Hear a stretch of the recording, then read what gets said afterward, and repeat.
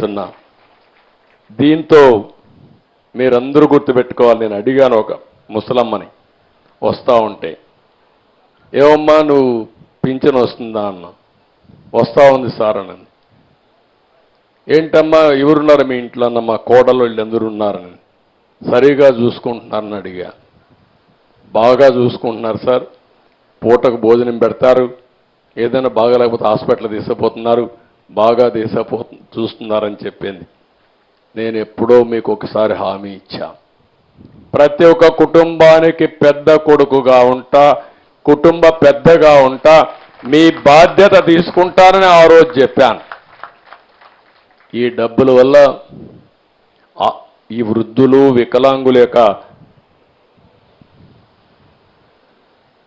ఒక గౌరవం పెరిగింది. ఒకప్పుడు మీరు చూస్తే, మీరందరూ ఆలోచిస్తే, ఒకప్పుడు ముసలాళ్ళు ఉంటే మేమే కష్టాల్లో ఉన్నాం, వీళ్ళ భరించేది మేమెక్కడ భరిస్తాం అనుకునేవారు. ఇప్పుడు ఆ ముసలి వాళ్ళు చూస్తే వీళ్ళు 4 రోజులు బతికితే బాగానే ఉంటుంది, మాకు భారం కాదని ఆలోచించే పరిస్థితికి వచ్చారు. అవునా కాదా అని మిమ్మల్ని అడుగుతున్నా. ఎవరికైనా కష్టాలు ఉంటాయి, పేదరికం మహాశాపం. అలాంటప్పుడు బాధలు ఉన్నప్పుడు మనం బతకాలి, పిల్లల్ని పోషించాలి, మళ్ళా వీళ్ళు చూసుకోవాలంటే భారంగా ఉండే పరిస్థితిలో నాకెంతో సంతోషం. ఇప్పుడిచ్చే 4000 పెన్షన్లో దగ్గర 2800 రూపాయలు నేనే ఇచ్చానంటే దానికంటే నా జీవితంలో ఇంకోటి నేను ఆశించను. అంత మంచి కార్యక్రమానికి శ్రీకారం చుట్టాను.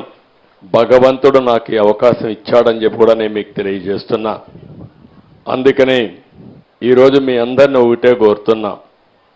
ఈరోజు మీరు చూస్తే ఇలాంటి కార్యక్రమం ఒకే రోజు 1,20,097 మంది సచివాలయం సిబ్బంది వచ్చారు. అక్కడక్కడ వాలంటీర్ సహకారం ఉంటే తీసుకోమని చెప్పాం.